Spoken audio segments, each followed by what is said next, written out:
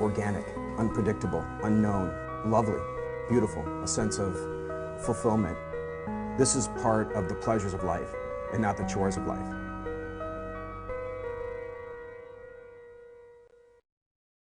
Thanks for tuning in to your Thursday edition of Daily Iowan TV, your television news, sports, and weather source for the Daily Iowan. I'm Michele Raymer here in the Daily Iowan newsroom to give you a quick look at what's going on around Iowa City. The American Cancer Society's Relay for Life of Johnson County will begin its opening ceremonies tomorrow night at 7 p.m. and will continue to Saturday morning at 7 a.m. Thus far, there are around 278 participants, 38 teams, and over $33,800 has been raised. The event will take place at the University of Iowa's Kresmeyer track to support cancer survivors and other participants.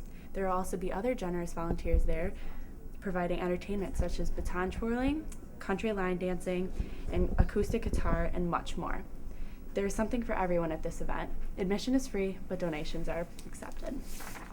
2 medical researchers at the University of Iowa's Carver College of Medicine were granted a generous combination of $305,000 by the organization Research to Prevent Blindness. According to the university press release, the purpose of the fund is primarily to identify genes that contribute to blindness and to also identify relationships between stress and the elevated pressure within the eye that leads to glaucoma. The Iowa Senate has left Iowa school systems with no safety net. On Wednesday, the Senate enacted a 0% allowable growth for the following year, meaning that the amount of money allotted to spend will be no greater than the previous year, despite the fact that costs will continue to grow. Eddie Kirsch in the Daily Iowan newsroom is here to tell you a little more about the story. This might have some effect on operational costs for the Iowa City School District and may result in cuts for some of the programs offered for Iowa schools. Thanks, Eddie. Assistant Superintendent Ann Feldman told the DI that a 3% allowable growth rate will be critical for the year after next. University of Iowa Martin Murray has excelled in a sport you do not hear much about. He is an award-winning disc golfer and knows the courses in Iowa all too well. Daily Iowan's Matt Wolfpool went to see just what this sport had to offer. When people usually think of college sports, they think of football, baseball, maybe even basketball. What they usually don't think of is disc golf. But for Martin Murray, he takes disc golf very seriously. I didn't get serious until about 2 years ago, but at first it was just something to do after classes at 4 o'clock when me and my friends would all go out. And first it was just leisurely, and then eventually I started wanting to do better, so I decided to educate myself about the sport and learn how to throw better and how to, use your discs more appropriately. So, over the years, Murray has built quite an impressive frisbee golf arsenal.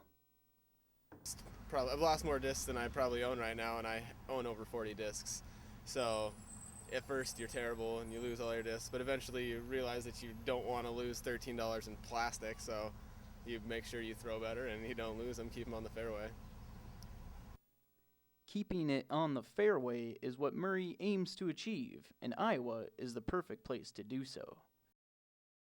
There are more disc golf courses per capita than any state in the country, and it has the second most courses only to California. The Midwest is supposedly the best area for disc golf courses to be built because of the way the glaciers form the earth here. We have big deep hills, or big tall hills, deep valleys. It allows for a lot of terrain changes.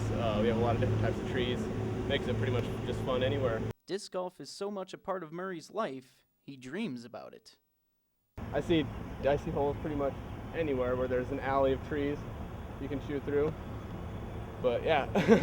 And with more college kids taking up the sport of disc golf, students like Martin Murray, who take it seriously, are starting to put it on the map.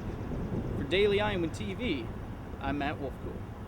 Murray is participating in a 2-day tournament this weekend. Hopefully that the tournament will not only bring recognition to Murray as a disc golfer, but will also bring recognition to disc golf as a sport. And in national news, President Obama announced in his address to the nation Wednesday night that by the end of this calendar year, 10,000 troops will be pulled out of Afghanistan. Then, by this time next year, more than 20,000 troops may be headed back to the United States.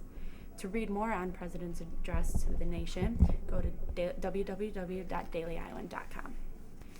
And only with the Daily Iowan TV can you get a sneak peek into Friday's pages of the Daily Iowan. You can read about what the end of the fiscal year means for many Iowa City employees, and also read more on the lack of a safety net regarding the budget for public school systems. And before I leave you, I'd like to give you a quick look at Friday's weather forecast.